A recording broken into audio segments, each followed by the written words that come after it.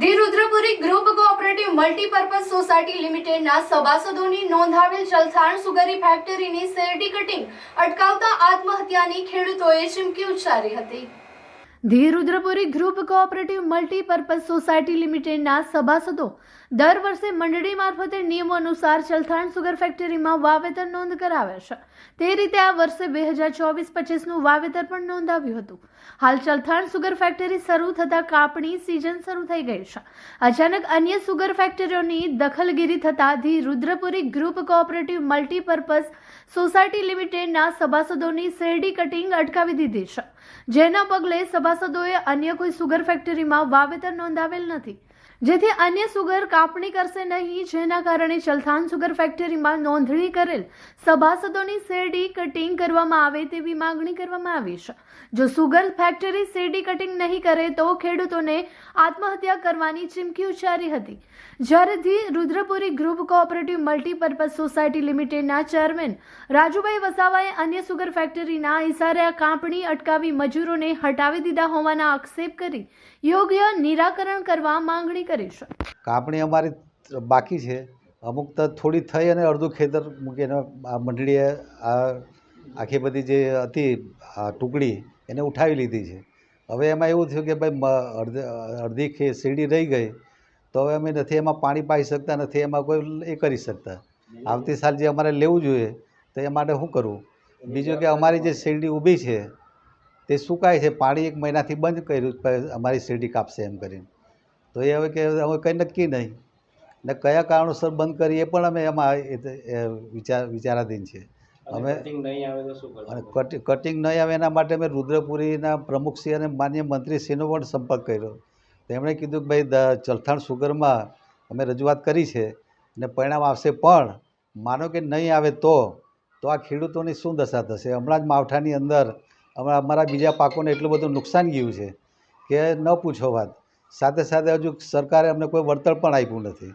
અધૂરા પુરવાથી આપણે બધા જાણે કે ગુજરાતની અંદર લગભગ 48 કરતાં વધારે ખેડૂતોએ તો આત્મહત્યા કરી લીધી છે, તો અહીંયા પણ કાલે એવા સંજોગો ઊભા થશે તો મારે માન્ય રુદ્રપુરીના પ્રમુખશ્રી અને મંત્રીશ્રી મારફતે ચલથાણ સુગરના ચેરમેનશ્રીને પણ આ કહેવું છે કે આ તો કેવી રીતના ચલાવી લેવાશે?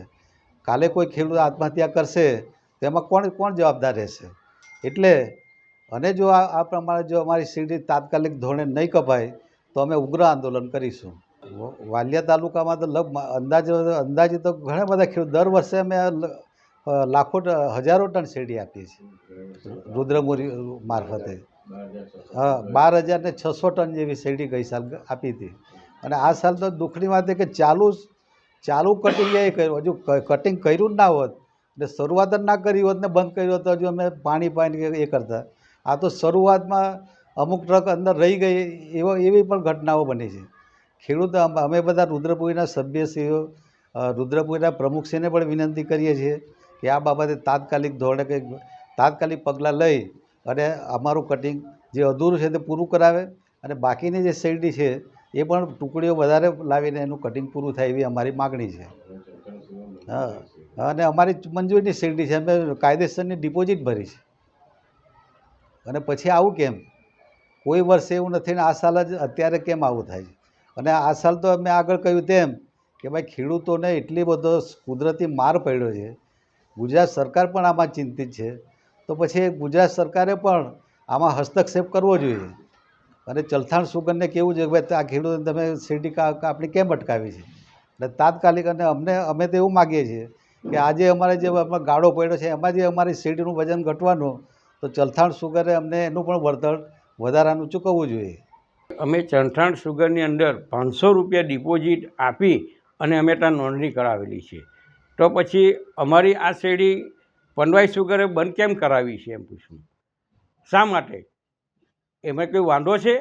આ કાપવામાં અમારી શેરડી એ થાય તો અમારી ગણેશ સુગરે અમને ભાવ નહીં આપ્યા એટલે અમારે ચલથાણ સુગરમાં જવું પડ્યું છે એમ, ને અમે કોઈ પણ સુગરની અંદર વાવેતર કર્યું નથી અને નોંધાવી પણ નથી, અમે ચલથાણમાં જ નોંધાવેલી છે। ને પછી જો તમે આ ચલથાણ સુગર જો અમારી શેરડી નહીં કાપે તો પછી અમે આત્મહત્યા કરવાની તૈયારી છે અમારી।